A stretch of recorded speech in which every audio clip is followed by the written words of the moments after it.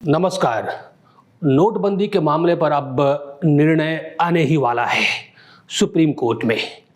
तो ये हमारा अधिकार भी है और ये हमारी जिम्मेदारी भी है कि हम ये जानें कि इस निर्णय को देने के लिए जो बेंच है सुप्रीम कोर्ट की, उसमें जो न्यायाधीश हैं, जो जजेस हैं, वे कौन हैं, उनकी पृष्ठभूमि क्या है, कम से कम थोड़ा बहुत तो हम उनके बारे में जानें।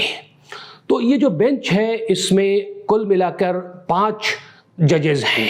इस बेंच में जो पहले जज हैं वो हैं जस्टिस एस अब्दुल नजीर। अब 3 जनवरी को ये रिटायर कर जाएंगे, यानी सेवानिवृत्ति इन्हें मिल जाएगी। यानी ये जो निर्णय देंगे इस नोटबंदी के मामले पर, यह इनका आखिरी निर्णय होगा। सबसे लंबे समय तक सुप्रीम कोर्ट में रहने वाले जज हैं। इस देश के तीसरे ऐसे जज हैं जो बिना हाई कोर्ट में मुख्य न्यायाधीश बने, बिना हाई कोर्ट में चीफ जस्टिस बने, सीधे सुप्रीम कोर्ट में जज बन गए थे। कर्नाटक हाई कोर्ट में वकालत करते थे, वहीं जज बने और फिर वहीं से सुप्रीम कोर्ट में जज बनकर आ गए। जस्टिस नज़ीर का ऐसा मानना है कि हमारे देश में जो न्यायिक व्यवस्था है, जो जस्टिस सिस्टम है, वो अंग्रेजों द्वारा हम पर लादा हुआ है। वह कॉलोनियल विचारधारा वाला एक न्यायिक सिस्टम है, औपनिवेशिक धारा वाला है और यह भारतीय समाज के लिए उपयुक्त नहीं है।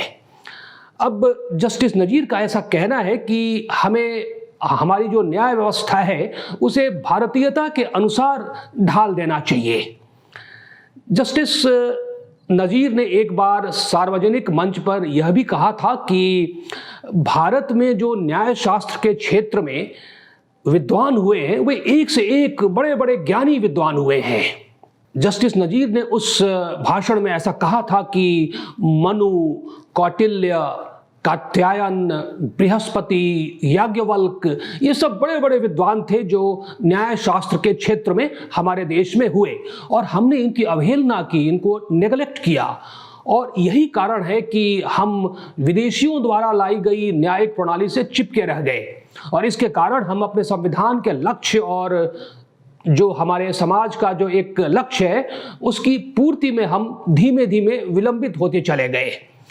कर्नाटक में जन्मे थे, वहीं पढ़ाई लिखाई की। श्री धर्मस्थल मंजुनाथेश्वर लॉ कॉलेज से कानून की पढ़ाई इन्होंने की थी। अयोध्या मामले पर फैसला देने वाले ये सुप्रीम कोर्ट के उस बेंच में थे और अपना फैसला इन्होंने राम मंदिर के पक्ष में दिया था। तिहरे तलाक के मामले पर उनका यह निर्णय था कि चूंकि यह तिहरा तलाक शरिया कानून में है तो इसे जारी रहने देना चाहिए। किंतु ये और बात है कि उनका यह निर्णय माना नहीं गया क्योंकि यह बहुलता में नहीं था। इस बेंच के दूसरे जज हैं जस्टिस BR गवई। पूरा नाम है justice Bhushan Ramkrishna Gavai. Bombay high court में ही वकालत करते थे, वहीं जज भी बने और फिर तब सुप्रीम कोर्ट में जज बनकर आए। इनके पिता Republican party of India Gavai धड़ा यानी गवई फैक्शन के प्रमुख रहे थे। इनके पिता सांसद भी रहे और राज्यपाल भी रहे थे। सुप्रीम कोर्ट में जज बनने के बाद 3 वर्षों में लगभग 70 फैसले दिए हैं जस्टिस गवई ने। इस बात की भी संभावना है कि वर्ष 2025 में ये भारत के चीफ जस्टिस भी बन जाएंगे। प्रशांत भूषण को कोर्ट की अवमानना के लिए जो दोषी ठहराया गया था, तो उस दोषी ठहराए जाने वाले निर्णय में जस्टिस BR गवई भी शामिल थे।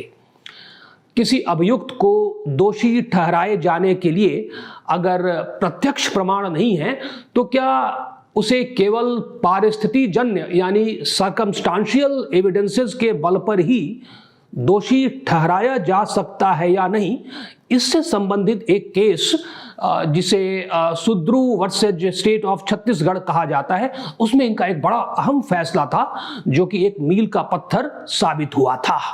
अब इस बेंच में जो कि नोटबंदी पर अपना निर्णय देने वाला है, उसके तीसरे जज हैं जस्टिस AS बोपन्ना। पहले कर्नाटक हाई कोर्ट में जज थे, फिर गुवाहाटी हाई कोर्ट में चीफ जस्टिस बने, और तब उसके बाद सुप्रीम कोर्ट में जज बनकर आए। सुप्रीम कोर्ट में जज के तौर पर इनकी नियुक्ति के लिए कॉलेजियम ने जब इनका नाम भेजा था तो उस पर केंद्र सरकार की ओर से काफी विलंब लगाया गया था, पर अंततः कॉलेजियम के कहने पर इनकी नियुक्ति हो गई। इनके नाम को वापस भारत सरकार ने सुप्रीम कोर्ट को भेज दिया। अभी इनकी अवस्था लगभग 63 वर्ष की है। जो ये नीट की परीक्षा होती है, पूरे सकल भारत की नीट की जो पीजी और अंडर ग्रेजुएट की परीक्षा होती है, तो उसमें जो अन्य पिछड़ा वर्ग है उसके लिए आरक्षण हो या नहीं हो, इस पर भी इनका एक बड़ा अहम फैसला था और उन्होंने कहा था कि यह आरक्षण कानून सम्मत है और होना भी चाहिए। उसी तरीके से मध्य प्रदेश वर्सेज जोगिंदर का एक केस था जिसमें यह मुद्दा था कि अगर पति अपनी पत्नी पर पैसे के लिए दबाव बना रहा है कि उस पैसे से वो घर बनवाएगा, तो क्या इस दबाव को या उस पैसे को दहेज की श्रेणी में रखा जाएगा या नहीं।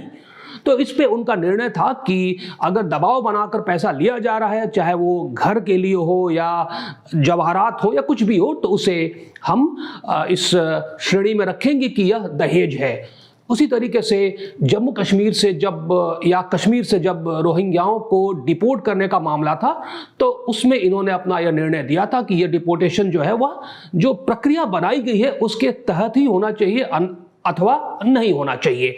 हाथरस गैंग रेप जो केस था उसमें पीड़िता के परिवार को सुरक्षा देने की जो बात उठी, तो यह मामला भी जब पहुंचा था न्यायालय में तो वहां पे भी इन्होंने यह निर्णय दिया था कि पीड़िता के परिवार को सीआरपीएफ की सुरक्षा दी जानी चाहिए ताकि उनके दिलों में जो एक डर बैठ गया है वह निकल जाए और वह ना रहे। उसी तरीके से आपको याद होगा कि बच्चों के साथ दुष्कर्म के मामले पर बॉम्बे हाई कोर्ट ने एक फैसला दिया था जिसमें उसने कहा था कि अगर तमाम दुष्कर्मों के बावजूद भी अगर स्किन से स्किन का स्पर्श नहीं हुआ हो तो उसे दुष्कर्म की श्रेणी में नहीं रखा जाएगा। तो इस मामले को, इस बॉम्बे हाई कोर्ट के इस निर्णय को भी इन्होंने पलट दिया था और कहा था कि यह बड़ा ही खतरनाक निर्णय है जिससे बच्चों को बहुत हानि होगी। निर्भया के केस में जो अभियुक्त पवन गुप्ता था, उसकी जो आखिरी याचिका थी कि उसे सजा ना दी जाए, उसे भी खारिज करने वाले ये जस्टिस थे। तो ये एक बड़ा अहम निर्णय था और तब पवन गुप्ता की जो सजा थी उस पर आखिरी मुहर इन्होंने ही लगाई थी। अगले जज हैं जस्टिस वी रामा सुब्रमण्यम। तो वो मद्रास हाई कोर्ट में जज रहे, वहीं वकालत भी करते थे, फिर बाद में हिमाचल प्रदेश हाई कोर्ट में चीफ जस्टिस बनकर आए और तब सुप्रीम कोर्ट में जज बनकर आए। कंबा रामायण जो है हमारे देश में रामायण, तो कंबा रामायण में जो न्याय और कानून के सिद्धांतों की जो सीखें हैं उस पर उन्होंने एक पुस्तक भी लिखी है इन्होंने, और बियॉन्ड साइंस यानी विज्ञान से परे शीर्षक से इन्होंने 27 लेखों की एक श्रृंखला भी प्रकाशित की थी तमिल के अखबार में। और वहीं तमिलनाडु के अखबार में 50 सप्ताह तक इन्होंने सोल वेत्तारी शीर्षक से एक कॉलम निकाला था जिसमें तमिल भाषा के संवर्धन के लिए, तमिल भाषा के विकास के लिए कुछ अभ्यास हुआ करते थे जिसमें पाठक बड़े चाव से उसमें उसकी भागीदारी किया करते थे।